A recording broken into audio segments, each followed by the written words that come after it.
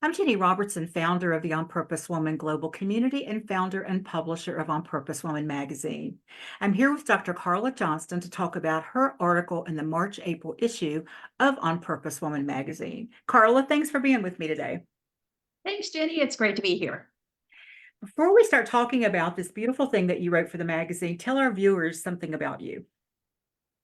Well, I love working with women. That is the number one thing. And I consider myself dynamically aging. So I'm embracing where I am and where I'm going. I work with women one-on-one, and then I also have just created a membership for women 60 and older. So I am busy and loving every minute of it. I love that. And we'll give all the information towards the end. But just right Sure. now, your website is what? It is drcarlajohnston.com. And Yes. all of the information that I just mentioned is on the website, of course. Okay. And that is Johnston with a T, not Johnson. So add the T. Correct. Right, Yes. right. Thank you. So, Carl, this is a little bit different. I actually said it was an article because I didn't want to call it a poem off the top because it's a poem article. It is. And, you know, you've written articles for On Purpose Woman magazine before, but for this one, you know, I am in your Dynamic Decades program, and you read that to us. You'd written this poem, and you read it to us at one of our meetings, and I loved it so much. It so just resonated with me that I emailed you and asked if we could use it in the magazine. The poem is called, well, I don't know if it had a title. I call it What If because every line starts with what if pretty much. And so it's a short poem. So would you please read that for us? Sure.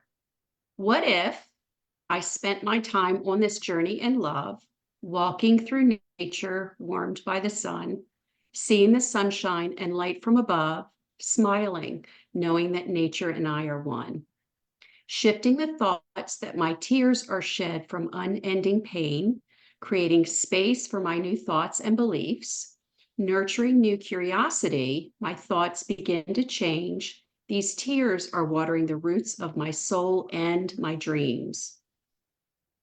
What if my concentration moved from worry to visioning, creatively embodying wonder, focusing on the end, no limits or struggles, knowing that I have everything, love and gratitude multiply like glistening grains of sand. With practice, life experience is one of grace and ease, embodying compassion and the reminder to be kind, knowing that possibility is in the air that I breathe, focusing on fulfillment, nourishing my body and my mind. What if there were no ifs, only and there is? Worry and doubt melt and go away. Only happiness, joy, and gratitude exist as I enjoy my life day after day after day. Hmm. I love this so much. And there's so many just yummy, yummy things throughout. But I want to know first, what inspired this? Did you just have these thoughts one day and you picked up a pen or got on your computer, or where did it come from? Periodically, when I get this idea, I carry with me everywhere I go these little sticky pads. Mm. And when an idea comes up, I write little notes down. And what ends up happening is I'll have this idea and start coalescing things, almost like rearranging things on a puzzle board. Mhm. And one day I was having a conversation with someone, and it was, what if, and it was all of these negative things. What if this happened? What if this happened? And I've been there. I totally resonated with it. And as I left the conversation, I was going off on my own. I thought, what if some of those negatives led to the positive? And what if I could view things in gratitude and love, even in the face of those things? And I just sat down and I literally wrote it very quickly. For me, the hesitation is sharing it. It's not so much writing it, it's sharing it. Okay. So you're very brave and you shared it with a small group of women. And I you get this did. email that says, would you share it with an infinite number of people, right? Yes, Did you yes, hesitate at all yes. to have it in print? When I saw it in print, I'll have to say it was like, oh, it's in print now. It is there. And I read it when it was in print and it landed differently, even though I wrote the words, and I loved it all over again because I read it as a reader and not as a writer. Oh, I love that. I'll do that sometimes. In fact, I was telling my husband just a little while ago that I'm speaking tonight at 6:30 on Zoom for a group. And I had written this talk for the same kind of group, but in a different location a couple of years ago. And I went back when I was working on it to see if I still, if maybe I could use some of that talk. And I'm reading what I wrote and I thought, oh my gosh, I didn't even know I knew some of that stuff. This is brilliant. Because reading it as an outsider in a way with fresh eyes, Mhm. it does really land different sometimes. I read the whole magazine like a reader from that Yeah, perspective, and I'm so proud of it by the time I get to the end. So thank you for your yeah, contribution for that. of course. For me, this poem expresses your philosophy, I believe, not just around aging, but of living life at any age. And I especially love how it looks at the both and that you are so famous for, which you focus on with your work. So would you explain how you use the term both and how we can use it in our lives? Sure. So the majority of my adult life, I've really made an effort to stay in possibility. I've had a lot of challenges and a lot of roadblocks and obstacles. And instead of the either or should do this, don't do this, for me it was both and both and allows for possibility. So if I have, for example, if I have an illness, I have a diagnosed illness, which is really challenging. I have that, and what I can do today to enjoy my life is, for me, just allows some peace and grace without this Pollyanna that I'm going to ignore that and just pretend like it's all good. It allow for me, both and allows me to experience what is, whether it's pain or discomfort or a heartbreak even, and the ability to, and I'm going to move through this, and I still have friends that can support me during this time, and then celebrate the ends of success as well. So for me, it's just the ability to live within possibility that those two things provide, and force my mind at times to say, because once you get into that negative space or you're really in the middle of a storm, it can be difficult to think outside of that. And both and does that for me. Both and there's no ors there, or this or Yeah, I that think, kind of. I yeah, like that. either or is a choice. Yeah, And right. yeah, and there are times where you make a choice for sure. And the more options you have, I think make it easier to make choices rather than one or two. I think that's the clue to it right there. You just nailed it. Yes, he gives us options because either or is usually this or that. Shut the door, right? This or that. And But neither one of them might be appealing. So where exactly. can you keep at it until you can find something that may be appealing, Mhm. perhaps? Thank you for that. And you said something else that really struck me. You said you've learned to dwell in in possibility, and you didn't say positivity. And I think possibility is possible when positivity may be really hard. Would you agree with that? I think that's brilliantly said, Jeannie, and that is why the both and are so important to me, Mhm. because I have been around people where it's just about putting on a happy face Right. and always looking at the bright side, and that didn't work for me because it didn't honor if I'm going through something. It always felt like I'm just kind of pushing that aside.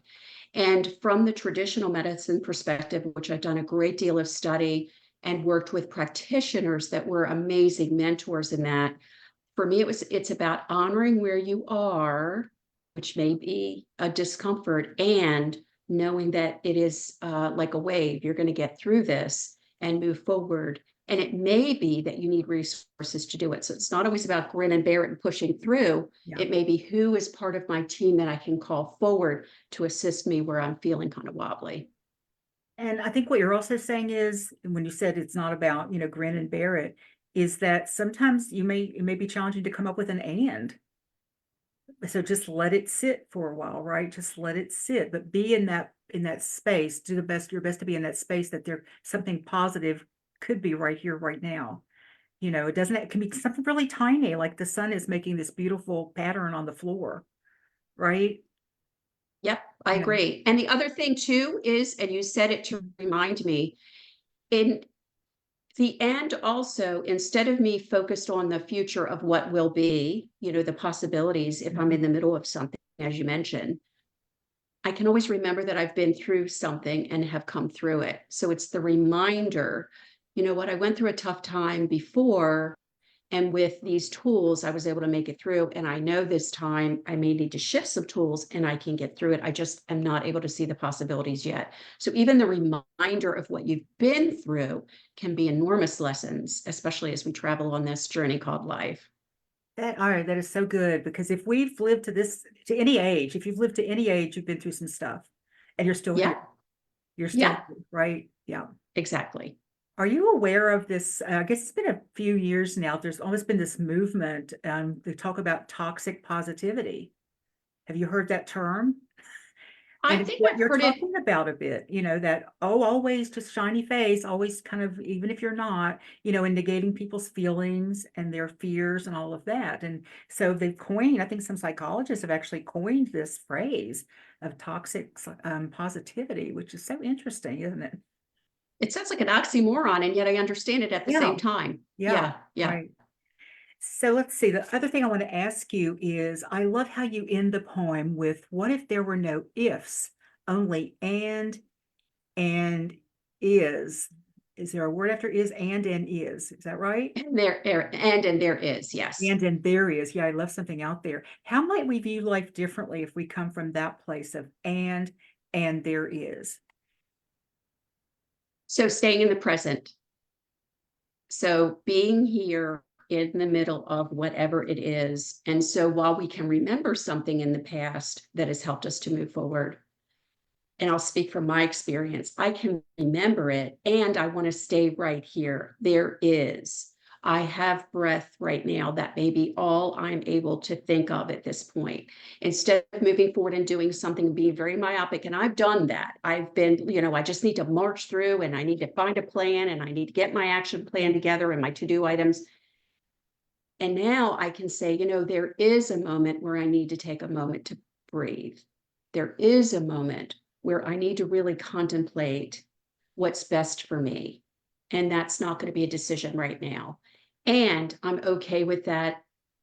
My idea is to think about this later on or tomorrow when I can talk to somebody about it. Yeah. So again, it's this, for me, it's this balance. And I always call it the dance of life because, some dances are, the salsa and the merengue, and some are the waltz, and some are, whatever you choose it to be. And when you are focused on the movement, that can be wonderfully helpful. And it can also be stagnant because you always want to be moving instead of stopping and Mhm. taking a breath. And so this allowed me to be reminded of both of those. This is such good stuff, Carla. I just had this thought that, imagine, I mean, if this can work for us when we're, have a diagnosis, when we have like a crisis, we're going through heartbreak, we're lost a job, or it could just be that somebody hurt our feelings. It doesn't have to be anything huge. But if we can use this during those times, imagine how even greater life could be when we're going along doing really well, right? Yeah, and you said it also, Ginny, and I want to touch on this as well. So there was a conversation that I was part of where someone just lost their job without notice Mm. after 12 and a half years of, diligent service, and lost their job. And the immediate response from the group was, well, this is the best thing that ever happened to you. And you're going to look back at this and it's going to be a sentinel piece of your life that you're going to. And I just didn't resonate with that. And I could see the person's face just kind of shut down. And after the conversation and all that, I called and I said, gosh, this must just really be scary right now and really upsetting that you've given your heart and soul and you're not going to be reporting there anymore. And I'm here to listen. And they weren't in a space to share. And they called me back not long after, a couple of days later, and said, thank you. Mm. And I would like to have a listening ear. And for me, that's that piece of everything doesn't have to have this positive spin right away. Do we stay in the negative and do we ruminate in it? That's not helpful either. And I feel like we can meet people where they are. And if you aren't the kind of person that can sit with someone where something isn't going well, and I've known of people that can't sit with someone when things are going really well in their life. Mm. Like things are going really well. It's like, oh, um, then you just politely say, gosh, I wish there was something I could say. I just can't think of anything. I'm here for you. It could be that simple. It can be that simple. Thank you. Let's see. You triggered another thought here. Oh, I have a really good friend who a number of years ago went through some really out of the blue, kind of strange physical symptoms and had some issues. And they were part of a community, a very spiritual community that believes, well, we create our reality, all the things that I believe actually about our thoughts create our reality and all of this. But they didn't give her a chance to get her bearings. And then next thing she's hearing is, well, you created this. Well, I do believe that we create our circumstances, but I'm not going to ever tell anybody else they did that, right? It's not my job to tell somebody. And so she was feeling so unsupported because she was scared and she was having these issues. And she said it just felt, she goes, they were telling me all the things I believe, but I'm not in that space yet. I can't go there yet. So I think you said that beautifully. It's just, I don't think it's not my job to tell somebody how they should be feeling in the face of anything. And sometimes all they want, like you called and she wasn't ready to talk, but you called and she appreciated that. And she knew who she could call when she needed it, right? Yeah. To actually Yeah. support her in just being. And I think Yeah. that's the thing. I worked for a seminar company for a number of years, and in the training, which was a year long, it was just like really kind of brutal and amazing all at the same time. We were trained to hold a space and to tell the people in the room, don't offer comfort to someone. Don't hand someone a tissue if they're crying. A tissue it implies stop crying here. I said, we don't do that for them. We do it for us because we're so uncomfortable. We want to think, oh, stop that. I don't want to sit in the middle of this. And so just learn how to sit and be with it and then let them ask for what they want. So I don't know how we got to this space, but it ties in very much with everything that you said in your poem because we It just, does. it's just so helpful to have those people around us that we Yes. know can just be with it. And it Yeah. doesn't mean that people who can't are bad people. It just means that simply it's not, either they're not practiced in it or they've got their own stuff that they're dealing with. Because, it's hard to be with somebody else when you're dealing with your own stuff as well. So, Beautifully said. Yeah. And I think to be frank about that is really important, mhm. to say that. And there's a point that you made really beautifully that I want to attach on to with herbal medicine. Pardon me, allergies have kicked up. Is the human body also has physiology and anatomy, right?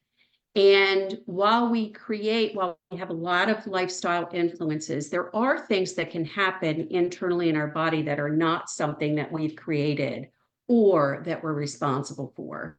And so that's why we have medicine. And that's why we have, doctors and physicians and nurse practitioners and PAs and all these wonderful people, functional medicine folks. And they get to the root of it. And sometimes the root of it is that there is a physiological anomaly that needs to be corrected. So whenever there's a medical issue, I'm very cautious about making sure that one of the people on their team can diagnose that before we get into you're creating your own reality.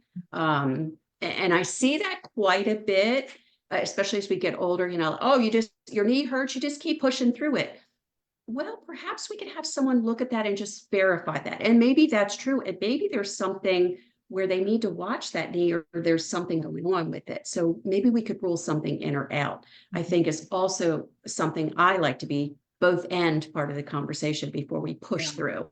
yeah, I hear you. And, that whole piece of we create our reality, when someone is saying, well, there's an underlying reason why you're sick that may not be medical. I think it's coming from that space of, some kind of, what's the word I'm looking for? More of a metaphysical place of, Yes. maybe there's some underlying thing that you need to get to or something, and this illness is going to show you that. But however that plays out, not everybody buys into that. So, don't preach it to people. Throw it out there unless you know they're on your page and you have permission and they ask you for something, right?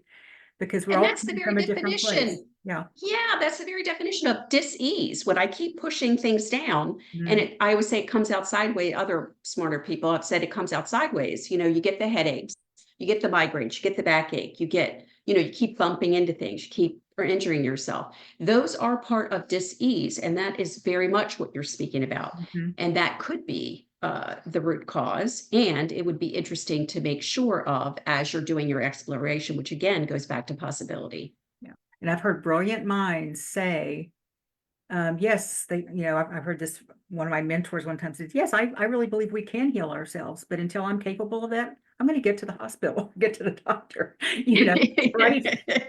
Yeah, Yeah. yeah.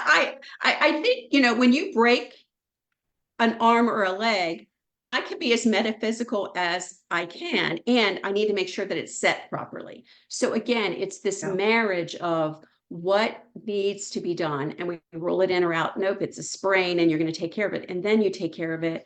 And if that keeps happening, then again, you go back to what's going on. Am I paying attention? Am I overly stressed? Are there things going on? So I think the possibilities are just also an order of urgency. If you break something, I'm not going to sit down and contemplate, no, first thing I'm going to do is to tend to the broken bone. Right. And we laugh about it in a way I love, and it is not always easy. As I said, when you're in the middle of a storm, your objective mind is clouded by the storm, and that's why and I preach a lot, I talk a lot about having people on your team, having the objective, even if it's a dear friend, the medical community, complementary practitioners, people that can see that and assist us with, this is what I'm noticing. How are you feeling about that kind of thing? I think can be really instrumental in helping us along the way. Everything you just said, could you be talking about both and?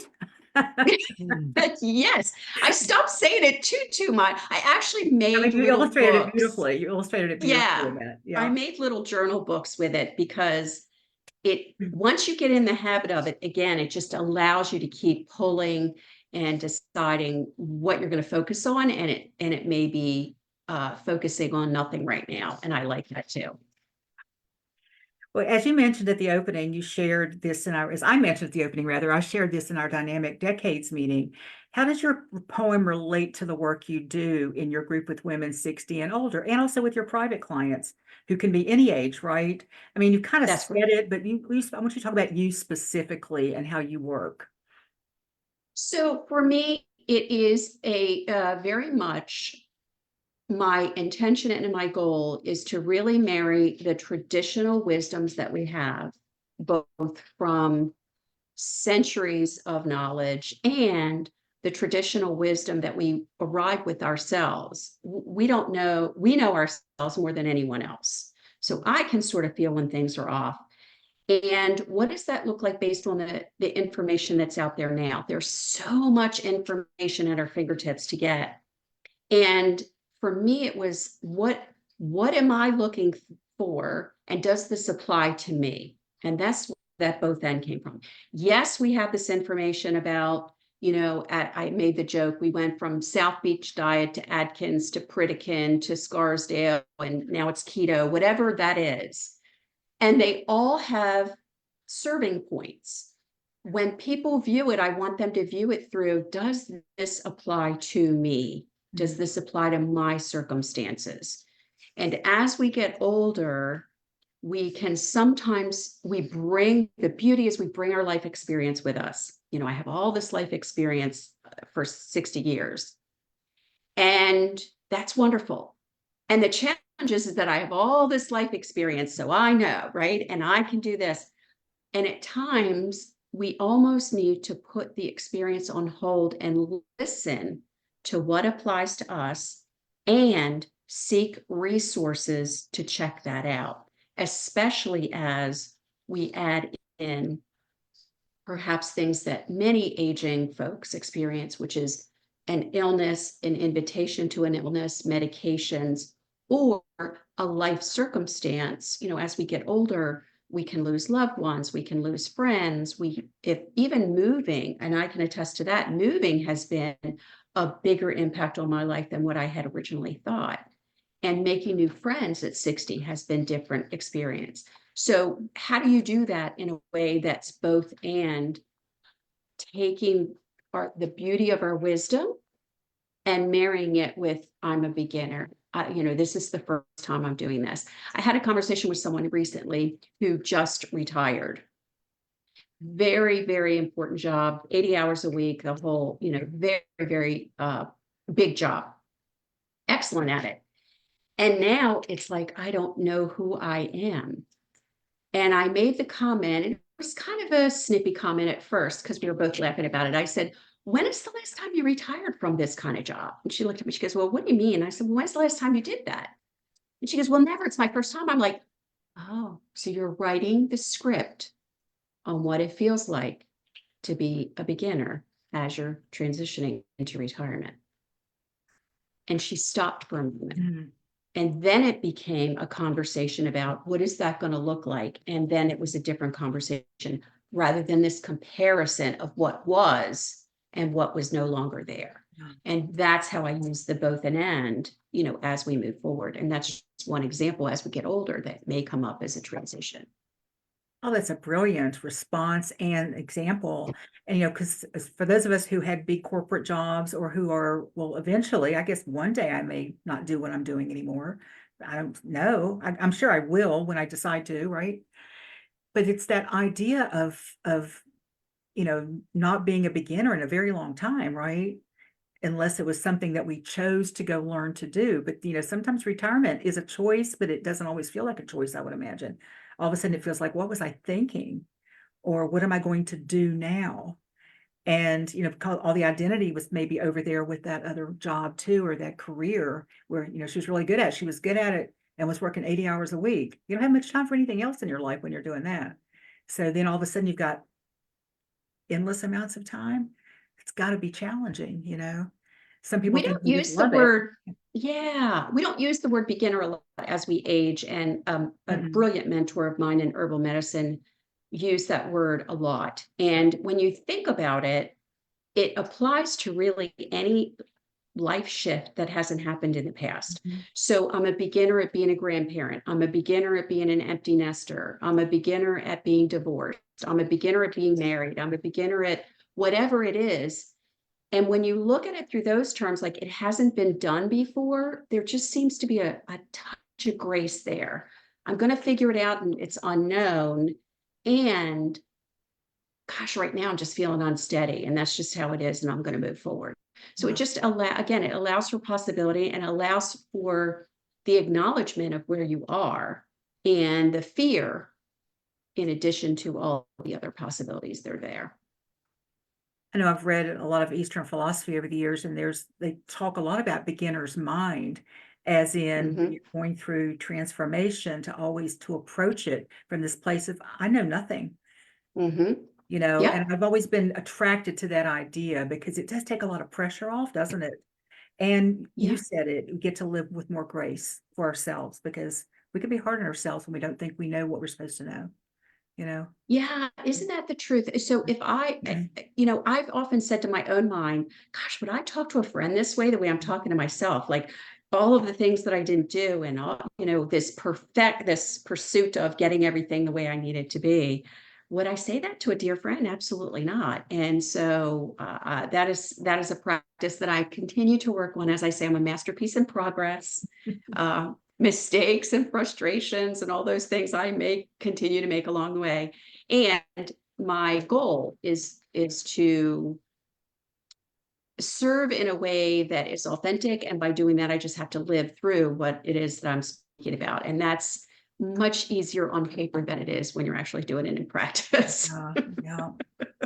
But then I believe the more you're able to do that, the more you'll attract the perfect people who want to work with you because they want to work with somebody like that, right? They want to Yeah. work with someone who's real. And I do like masterpiece in progress much more than work in progress because that just implies, oh, Hmm. forever, who knows? Hmm. Masterpieces can take a lifetime to create, and that's fine. Yes. Yes. Well, everyone watching this, to read Carla's poem, go to my website, opwgc.com/magazine. And that link is also in the text of this video. And to check out her article in the January-February issue on surprisingly easy ways to create self-care habits at home, you can click on the magazine archives. So Carla, how can our viewers find out more about you? So on my website, drcarlajohnston.com, I have all of my social media channels. I also have information about what I do one-on-one with folks. And I do see women of all ages. It tends to be women who are mature and embracing life in later years, as someone like to say to me.